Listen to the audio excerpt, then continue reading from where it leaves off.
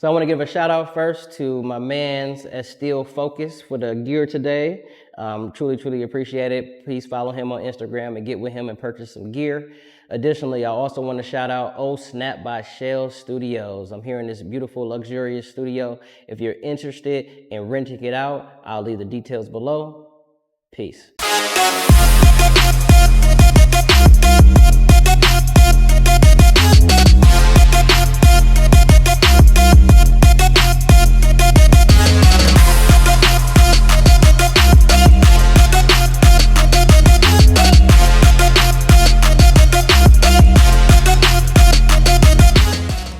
So welcome back to another episode of the What's Your Motor podcast. Today, my guest is a very special guest, someone I've known for quite some time. She is a wife, a mother, and I don't mean to say more importantly, but more importantly, she is an entrepreneur, a business owner.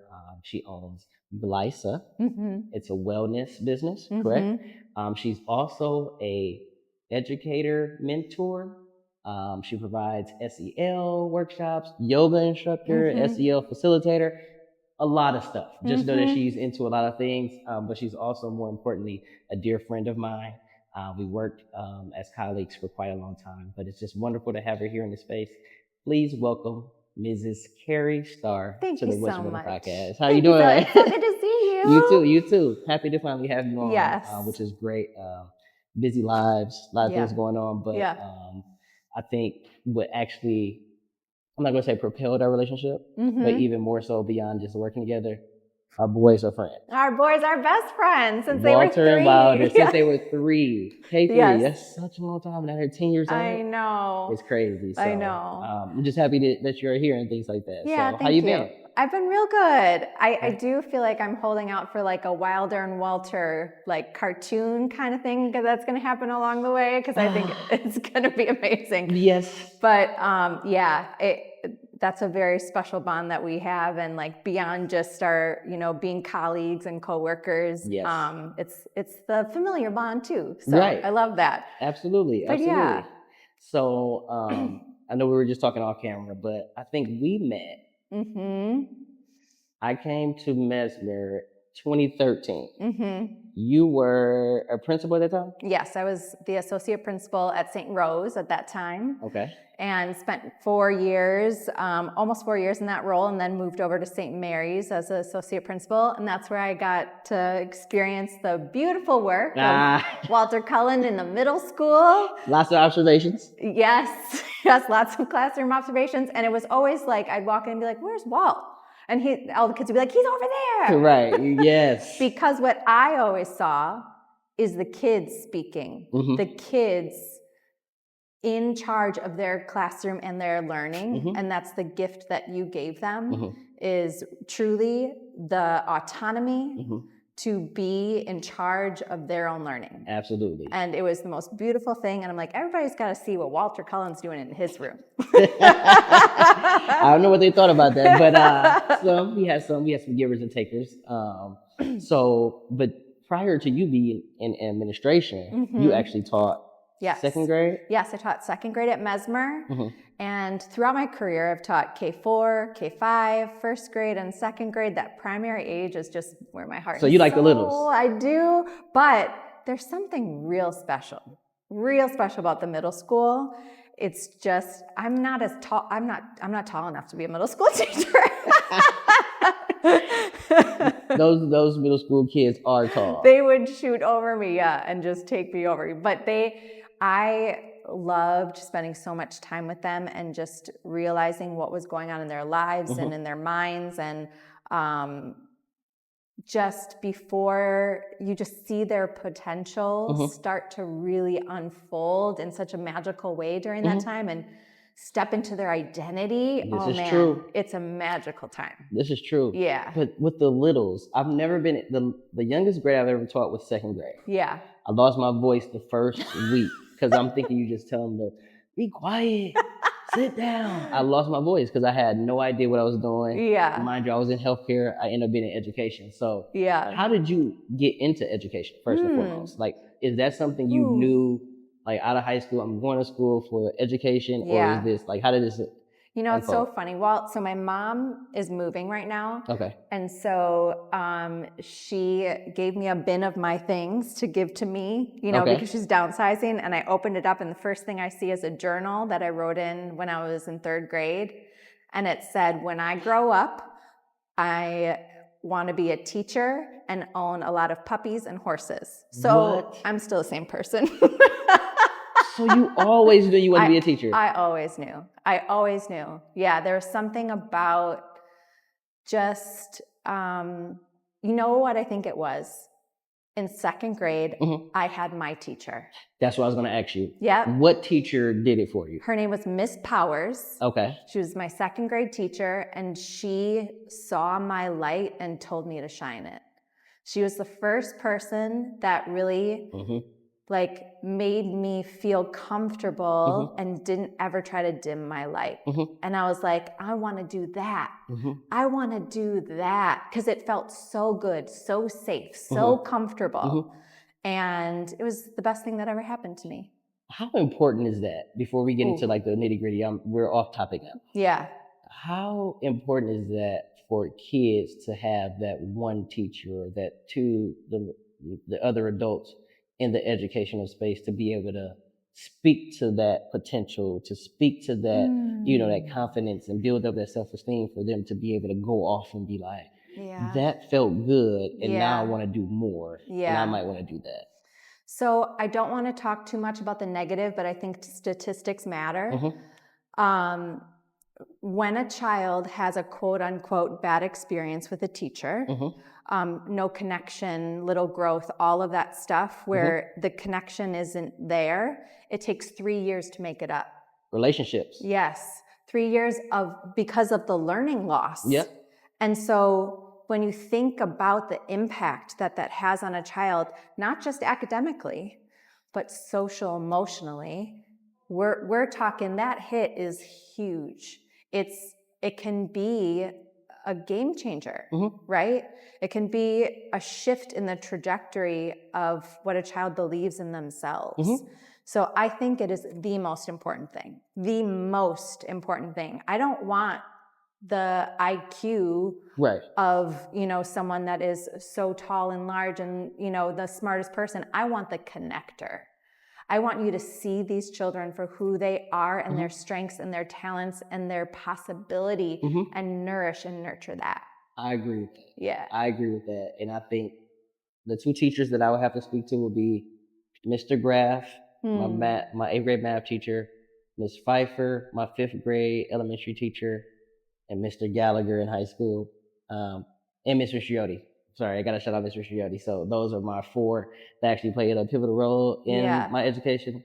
Of course, my mom, though, but she laid the foundation. But going back to SEL, and I know you're in the wellness space, but why is SEL so important in education? Not only for kids, but also for our educators. Yeah. So I think that this is where I really started to shift and really focused my heart and soul on Glysa, because I personally hit burnout and I left education. Can you look in the camera and tell them that burnout is real? Yes, burnout is real. So you are talking to someone who knew they were going to be an educator at 9 years old.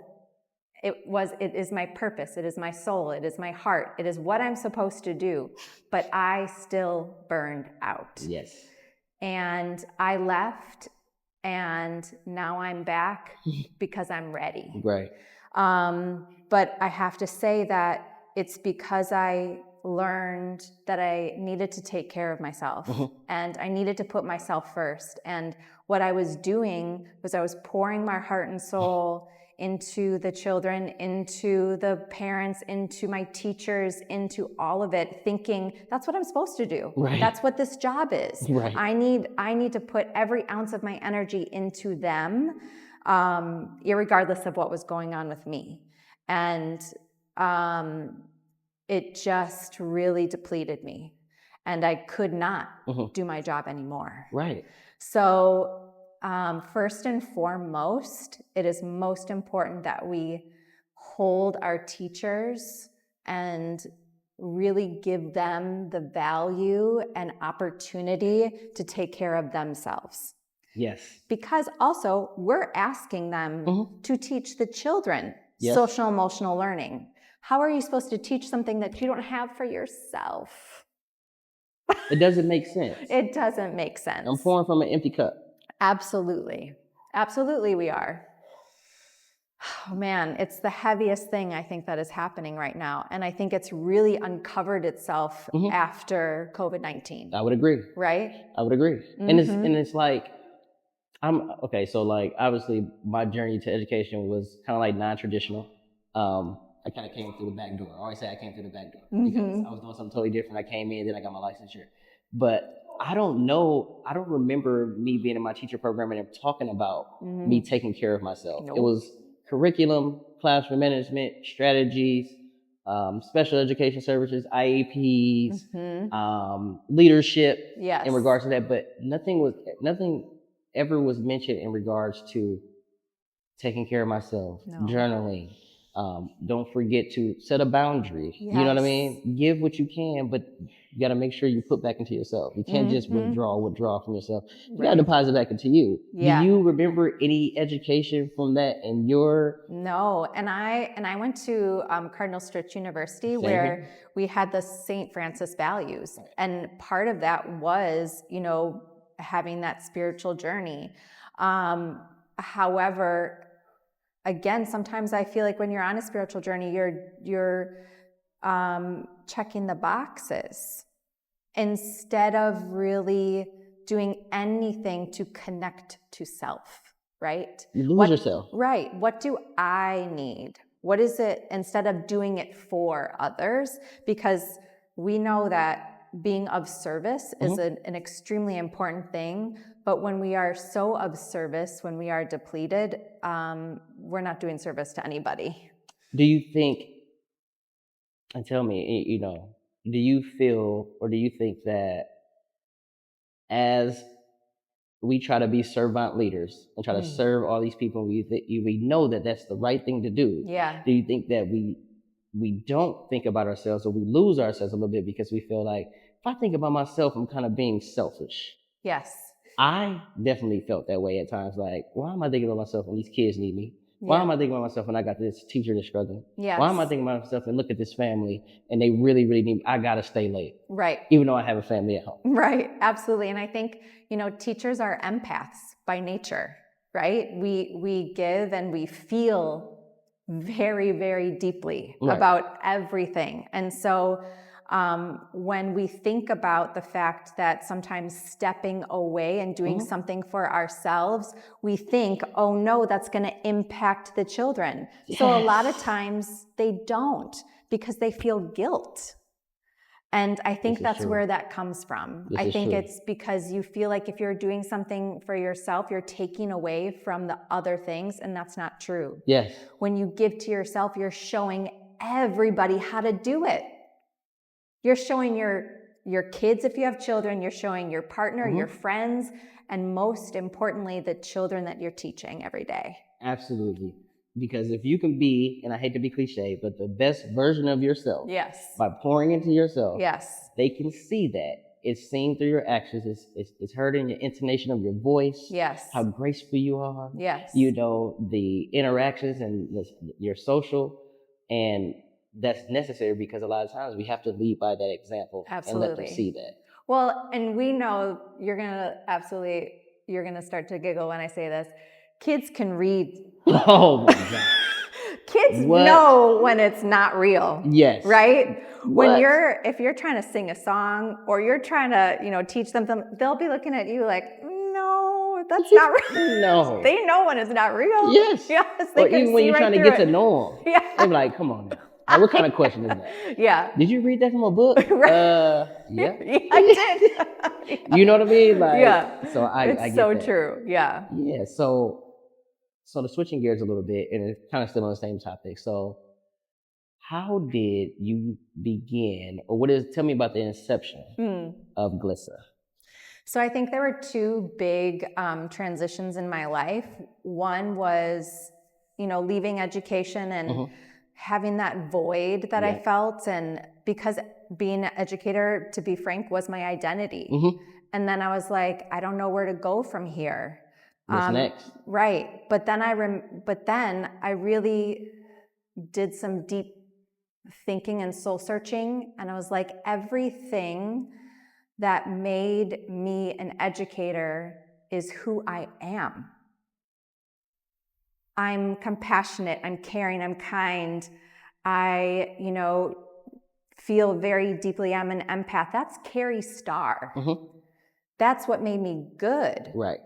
But that's not an educator. That's not who I am. I'm Carrie Starr. Absolutely. So first and foremost, I needed to realize that without education, I still have an identity. Still me. Yes. Absolutely. So that was huge.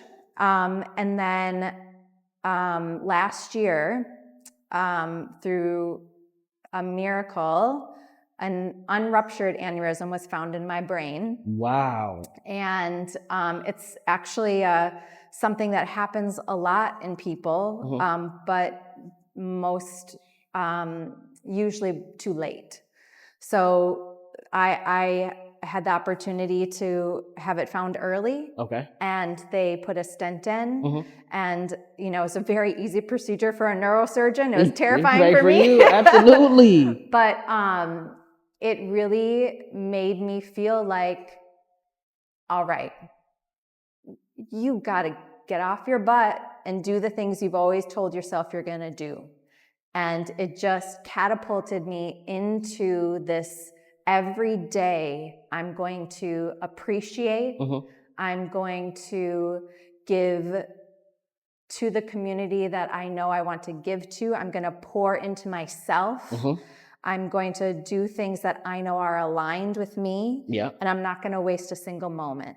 So that's how Glysa started, where I just really wanted to push through and know that everything I did was where my passions lie. And that's where, we need to give back to teachers, to students. And I just want to say this to your audience. For sure.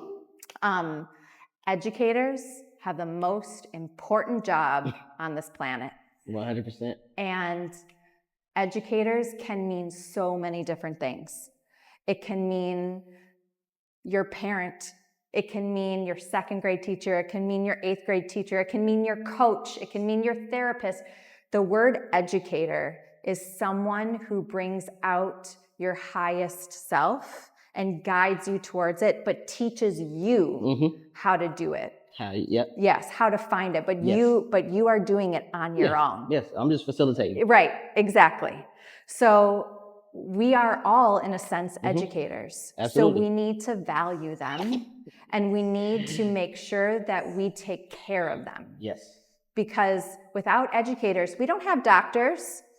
Without educators, we don't have engineers building our beautiful city. They got to be taught. We have to be taught. So without our educators, we cannot survive. So we need them. I agree. Yeah. I agree 100%. And just to go back to it, I think that you saying what occurred, right? The medical issue or whatnot, you started living with such an intentionality and focus. Like, I'm sure like going through that was extremely like devastating. Like, hold on, what is going on? How did this happen? What is going on? And it's just like, you know what? I really need to not only take care of myself, but I really need to be intentional about what I'm trying to do in terms of my impact. Yes. How I'm looking out for other people. Yes. Right? And in terms of Glysa, I know that you provide different services for schools, individuals, and things like that. Talk about some of those services that you're doing. Yeah. Because it's great work. Yeah, I perused the website, obviously, and we talk about it too. So. Yeah. So there's many different things that I want to focus on. And first and foremost, I think it's just providing connection to self. Okay. But that means for teachers, that means for parents, that means for families. But I think where my heart and soul lies is with children. Because if I was taught at 8 years old that sadness doesn't live inside of me, I probably would have been a much different person and not waste so much time inside of my sadness or my anxiety. And that to be taught at a young age that we are not our emotions. They just come and visit. They just come and visit. I like that. They just come to visit. And they are here to teach us something about, it's a way that we help understand what is going on in the world. Our environment.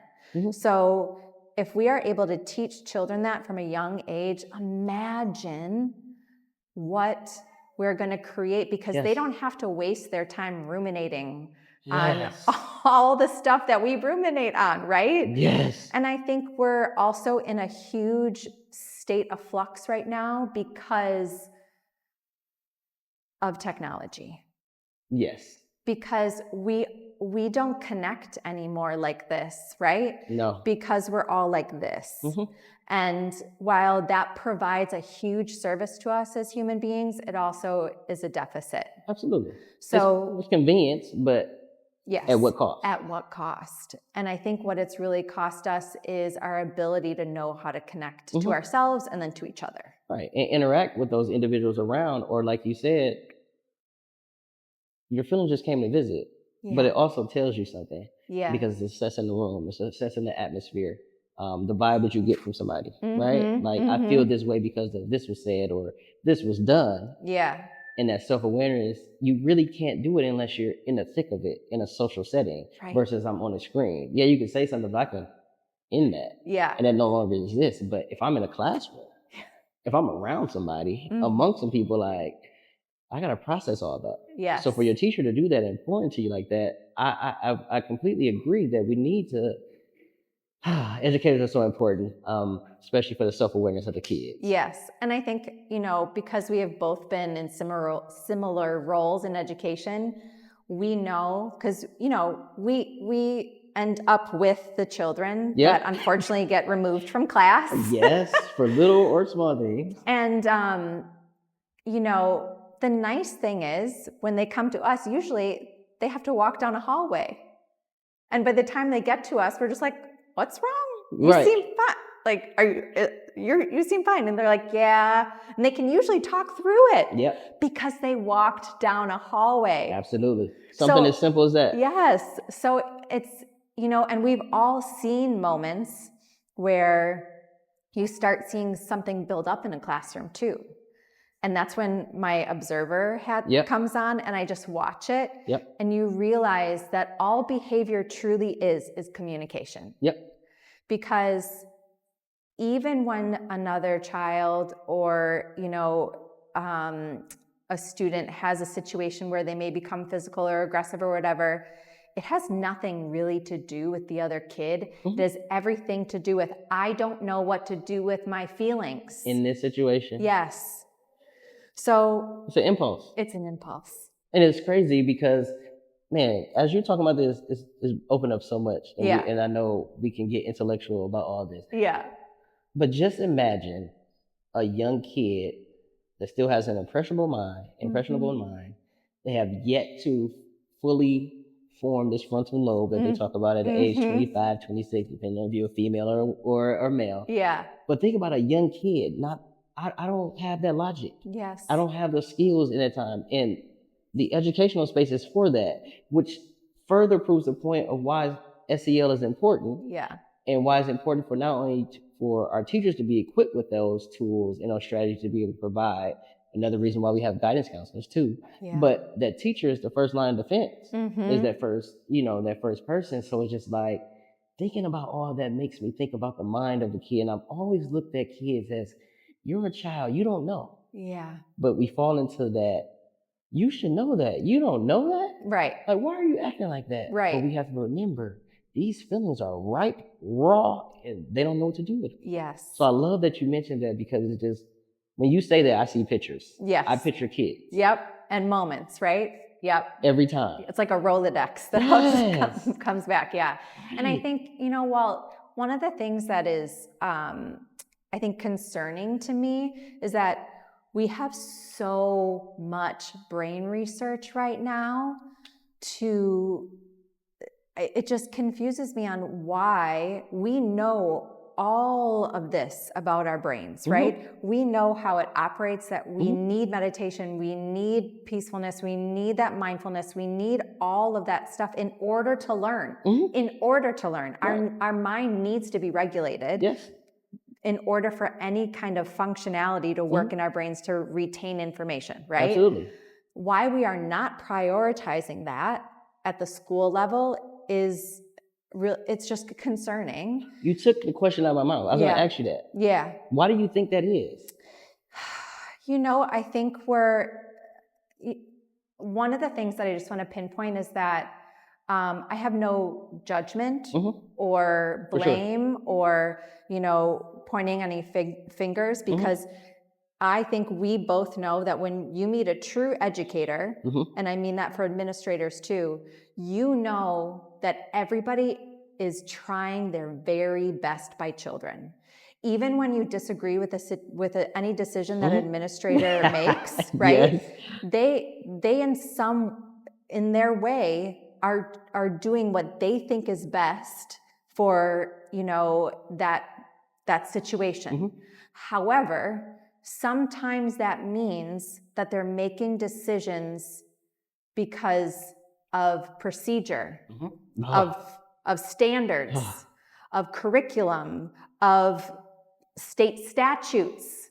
And that's where, unfortunately, the system fails us. Yes. Is that we're not making decisions by saying what is best for kids. If we always do that, we will always be in the right. But instead, we have to toe the line of the red tape. And we know that our jobs are on the line, our reputations are on the line, our livelihood. Our schools are on the line. So it's a bigger discussion, right? Because it's hard. It's a hard one. It's a hard pill to swallow. I don't know what the answer is, or else I would be doing it. me either. And I'm listening to you. Right. I don't know. I just know, like what you said, like there's so much red tape, right? It's not working. And we have all these numbers and things like that. We have all this research. And it's like, we say it, we kind of use it to govern what goes on, but then we forget about the qualitative aspect of it, where it's like, this is what I'm actually seeing. This is why SEL is so vital and so important. Look at this kid, and I can show you this. We appreciate the numbers, but look at this qualitatively. Like, look at this setting in which I'm cultivating in this classroom and why this is important. And so even you, with your business, with Glysa, like, that's another, I'm trying to put this drop in this bucket. And I'm trying to start it from the teacher aspect, which is beautiful, because my hope is that we can permeate these layers and get into these kids, because that's the ultimate goal. Yeah, absolutely. That is the ultimate goal, but all that red tape, like. I know. I think as soon as politics comes out of education and is not in the same breath of it, I think that will help. But, that's an unfortunate bind that we have. No, for real, because education is human services, right? Yeah. But it becomes more of a business. And I get the business side, but it's like, why is that superseding the actual intention and mission of actually educating these kids and providing time for redemption? Let them make mistakes, allow them to redeem themselves. Oh, you did that? Let's learn about why that's important for you not to do that. Right. Why is that inappropriate? Right. Oh, okay, this is how you like to be greeted? Okay. Yeah. Let's greet you this way and meet them where they are. So. Oh, you make a really good point. I think you and I talked about this a month or two back when we had lunch with Mr. Will Holloway. Shout out Holloway. Will Holloway. Yeah. All of us were in the behavioral realm, and we're following our handbooks, right? And part of what our handbook states is, if it's a tier 3 behavior, students are suspended. And I just, I've done a lot of reflecting about that. And I think it's unfortunate that when kids need you the most, we're pushing them out and away instead of saying, what do you need? You opening this up. We're going off script right now. Yeah. Did you ever Or was there ever a time where you felt bad when you started suspending kids? Every time. My stomach hurt. It like, writing those letters, like to families and making those phone calls and reinstatement meetings. They never did anything. They really didn't. Like what we have talked about, punishment is for the authority. Punishment sometimes was for the teacher, right? It was never for the kid. Never. Because when punishment is punitive, it's not teaching anything. Absolutely. So when we push away, we're teaching kids, you go figure it out yourself, yes. right? Yes. Like you've done wrong, you go figure it out. No, they need to be taught, they need to be held, they need to be loved.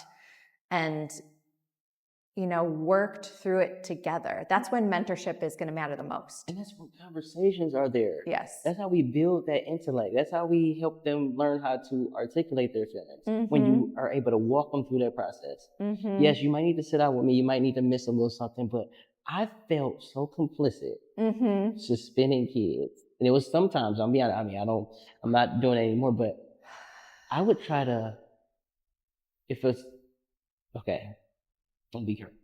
There were times when a kid would come down to me and it would probably, according to, like you said, like a tier 3 or something, it was like they should be suspended. I'd be like, come on, I'm not suspending you today. Right. You know what I mean? Right. Like, because it started getting to a point where, and no, I'm not casting any disparages on teachers. No. But I know sometimes teachers, or very few, let's say that, would send down a kid and they would write it in a way, the referral, in a certain way where they knew. Yes. You have to just yes. There's no talking and coming back. Right. There's no, they're going to be in school tomorrow, give me their work, they may come back for some social, you know what I mean? Yes. There was none of that. So yes. I've done that. Absolutely. And I think that, that's something that I've really thought hard about too, because there are times when an adult, when a teacher and a child just do not connect, right? Yes. And they won't. And instead they find a year of struggle. Yes. And I think that, that's when the system feels a little bit burdened, because this child is stuck with this teacher. This teacher is stuck with a child they can't connect with. It's an hunkered down in this room. Yes. And then, resentment builds. Sometimes there's just issues that arise and it's unfortunate situations. And, like you said, there's no blame there. Right. It's just the situation. Right. And I think that there's always ways around those that we need to, again, pull back the red tape. Let's stop thinking about the system as like we need to do it this way, because it doesn't have to be that way. There's gray. There's so much gray. And two, I think, when we see situations with teachers where they just continue to have issues with certain children, a lot of times it's triggering them. Something about the situation is triggering them personally. And so that again goes back to what we talked about. Teachers, they're not first and foremost taking care of themselves for all the reasons we discussed. Yes. Right? Yes. So yeah, it's just a revolving door. It is. And teachers, you cannot, I know it's difficult, right? Yeah. But you cannot take what a student does or a kid does personal. No. It's never about you. When you feel attacked or you allow yourself to feel attacked, that's when you hit that burnout quicker. Yes. But if you try to take a step back, take care of yourself and things like that, and you actually look at it from the standpoint of, this is a kid. Yeah. They're impulsive at this moment. These are their feelings. They're trying to do that. Let me help them navigate that. I'm not even worried about you saying that you don't like me. Right. Oh, they will. I'm not offended by that. That's they okay. will say it I like all you. Too. Yeah, yeah. Kill them back with kindness. Absolutely. You know what I'm saying? Yes. Or be sarcastic. Yes. Like, oh, this is fine. Let's do it. You know what I mean? And keep it going. Yeah. So my thing is, so with Glysa, I'm sure that you're going into schools, you're talking to teachers and things like that. Are you providing them with these types of strategies and things that we're kind of like talking about? Yeah, I think that's through the mentorship program where, and I think that one of the things that I've learned a lot is that a mentor should never be employed by your school district. Outside. It should be outside. Makes a lot more sense. Because then they know it's non-evaluative. Thank you. And the information is not going anywhere. Absolutely. Right? Because your mentor needs to be a vault. It needs to be a sounding board. It cannot be an employee of the district. Objective lens. Yes. Where some information might go to the principal, right? It needs to be something that they are able to say, I really messed this up, and not fearful to do so. Absolutely. Though most of the times, like teachers, it's okay to mess up. Absolutely. It's okay. It's okay. I messed up lots of times. Yes, me too. It happens. Yes. But I think, through mentorship and that program, that I love meeting teachers, hearing their stories, making sure they know that they don't have to carry their burdens. And now that we're on the precipice of a new year, I think now is the best time to really hone in on, like you said, what are your boundaries? What are you going to do every day to take care of yourself? Yes. Who are your people? And be careful who they are. And be careful Tell who them to they stay are. out of the what? Stay out of the teacher's lounge. Yeah, just stay out of that lounge. You might have a good one. I don't know. Yeah, true. But yeah, find your people. Ask for help. But I think one of the best things is just stay connected with yourself. Absolutely. Always check in with you each and every day. And if you need to look at someone and be like, hey, I need to step out of the room for a minute to go take care of myself, do it. Yes, please do. Please do. Otherwise, you know what I mean? You're doing a disservice to yourself, but also the students, more importantly. Yeah. And that was actually one of my questions. You kind of led into it with the new school year coming up. Yeah. And I'm not trying to say I'm just doing away with the veteran teachers, but what are some things that you would advise, maybe 2 or 3 things that you would advise for new teachers coming into this school year? You know what I mean? I think about the preparation in terms of, like you said, getting your mind right. Yeah. Making sure you got that sleep, make sure you got that energy, to move forward, and that mental. Like, okay, what am I going to do? Yeah. And hopefully they have somebody that can actually guide them through some of these things, because you know how the year goes. The beginning of the year is hectic. Yeah. Then you can start getting the breaks. Yeah. Winter break, you can't wait. Conferences. Spring break. Yes. Then the end of the year. So for new teachers that are just about to get their feet wet, what are some things you think they should do? Oh man, well, we've all seen that roller coaster ride of the graph that teachers go on. And real soon, like right at the start, it's excitement, and then it really takes a huge dip real quick into disillusionment. It's like, ooh, this isn't what I thought it was. And I think that a reminder that everybody feels that way. Yes. And not just the new teachers either. Even the veterans. Even the veterans. Yes. We all lose our steam. It's an exhausting job. Yes. One of the biggest lessons that actually I learned from my husband, Scott. Okay. Shout out, Scott. Shout out to Scott. Do not bring... I'm going to get emotional saying this. Hold on. Do not bring the stories home with you. Do not bring the feelings home with you. Do not bring, gosh, you know where I'm going with this. Well, the heaviness of an empath, the problems. Because as we talked about, teachers are empaths. That means they feel so heavy, right? So if a child tells them a story that is devastating about their lives, we take it in. And we want to fix it. Yes, but you can't. So all you can do is show up every day and be that safe space. But in order to do that, you need to take care of yourself, and you can't take it home with you. I think that's one of the things that I did when I started working at the schools that we did, was I took that home with me, and I was depleted, like energy-wise. I couldn't do anything. Right. I would come home and I would literally lay on the couch and not do anything. And Scott just looked at me one day. He's like, I don't know what's changed or what's wrong. He's like, but this isn't the same person.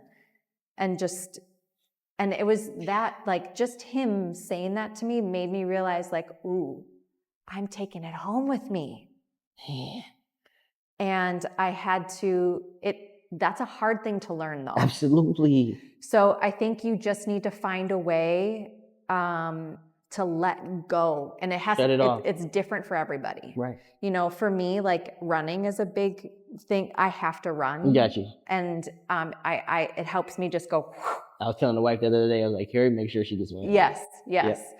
But it's different for everybody. Right. And that's a big key of advice. Don't take it home. And also, very simply pivoting from that, don't take your work home. Don't take your work home. Say it again. Don't take your work home. Seriously. You need to really organize yourself within your working hours to use them to your full advantage. Yep. And then when you go home to you. Yes. Go home and do things for you, for your family, with your friends. You need to turn it off. The work will be there tomorrow. Yes, it will always be there. I prided myself on never taking anything home. Right. And you know what? If you have lesson plans due and you don't get them done, you go up to your principal or whoever you have to turn them into and you say, hey, I did not get them done. Right. I have a boundary with myself that says I leave school at 4:30. Mm-hmm. My contract says until 4:30, and I just didn't get them done this time. Right. Because you were probably on the phone with a parent, or writing an email, or making a newsletter, or having a lunch bunch, or taking your prep time to do something for your school, or subbing. Yeah, or subbing. Filling in for somebody. Yes. Yeah. So it's going to happen. Yes. At the end of the day, it's just like you reserving the right to be like, you know what, I didn't get this today. I'm usually on top of it. Yes. I didn't do it. And just being okay with that. Yes. Like, I think a lot of people try to come into the profession and try to be perfect and knocking out and checking off all the boxes. Right. But you wind up being exhausted from checking off all those boxes. Absolutely. So, yes, absolutely. Yeah. So we got some cards here. Yeah. I want you to talk about those. So I think, this started through really just wanting to connect with my family. So I had a little it was actually like an old candle thing that I had. And I started writing questions down on Post-it notes and putting them in. Okay. And instead of, when you sit with your children at the end of the day and you're like, how was your day? What did you do at school? And they're like, I don't know. It was okay. It was good. Yeah. I'm like, what did you learn today? Right. They're like, nothing. It's like, what? You're like, I don't remember. Yeah, exactly. So instead of just getting these, kind of diluted answers, we started doing this because then it felt like a game. Got you. And it didn't feel like a question from mom and dad. Like a grilling. Yes. Or let me break down. I need you to debrief for me today. Right. Exactly. So I started doing this, and then Scott was like, why don't we make this into something? Why don't you share this with more families? Gotcha. So I started making these packs designed by my very talented husband. So he came up with the name and the branding and all of it, and it looks so beautiful. You can put them in your purse or stick them in your car, or just have them. This is part of Glysa. Yes. So I have a few different packs. One is just like my starter pack, which is called Deeper Connection. Okay. And they're just cards that really make you start to think and wonder, and they're fun for adults and kids, and everybody can answer them. Okay. And then I've got a friendship pack that is meant to do in like a friendship circle. So it groups? Yes. Okay. Yes. And to really delve into your connection as friends and get to know people on a deeper level. And also, how can we show up in friendship? Got you. Right? Got you. How can we feel supported in our friendships? All of those things. And then I've also got a gratitude pack. Because if we start our day with gratitude, if it becomes a part of our inner workings of our brain, it changes us chemically, right? Yes. then we look for the positives. We look for the joy. Decreases the cortisol. Yeah. Yes. So gratitude is just a big part of my day. I try to send a text out to someone appreciating them, Absolutely. or at the very minimum, or, writing a thank you note, or just thinking about people in a very positive way. So the gratitude pack is there too, and they're all on my website. And before you shout that out, which pack did you just give us? This green one. Okay, we just got the green one. So so we have the green one. Yes. Got you. Go. Yeah. And that's the deeper connection. Got you. And it's fun. I think the best part about them is that you don't sit around the table and go, it's like smiles. It's joy. Okay. Yeah. Okay. Yeah. Okay. So that's very, very important too. And especially, and I even think about that, especially for education coming up, the school year is about to start. A lot of teachers probably need to decompress with this with their families. If they have, significant others, friends, and things like that. Right. To help them keep their mind fresh. Yes. As opposed to just like, oh, I got this tomorrow, I got this testing, and these kids, I'm gonna know he has his problem. So I think that's great. Yeah. And where can the viewers get a hold to this, but also get a hold to you? Yeah. So you can find me at Glysa Mind Body Spirit on Instagram and Facebook. And my website is www.glysa.com. And reach out to Walt to find me too. For sure. He's the connector. He's the conduit connector. Something like that. Something like that. Yeah, absolutely. I'm so excited. Also, one of the things that we're doing this fall is called Evolve Mindful Market. I just followed that. Yes. So that idea came out of me wanting to do educator retreats, which is going to be happening in the future, which we need to connect on, but we'll talk about that later. Absolutely. So one of the ideas that I had was that one of the things that I think is difficult for teachers is finding their people, their healers, their things to, get them to learn more about how to connect with themselves and heal themselves, whether it be massage therapists, psychotherapists, anything in the healing realm. Reiki, all of those wonderful modalities that are everywhere in the city. But the hardest part is that it takes time and it takes money. Got you. So we're breaking down those barriers. And on September 22nd, there's going to be 30 wellness vendors at Ivy House. And where's that located? That is in the 5th Ward. In the 5th Ward? Yes. And it's a beautiful, beautiful venue. And myself and my friend Jenna from Two Birds are collaborating to bring those 30 vendors together so that people can come in and meet their people that's going to help them on a healing journey.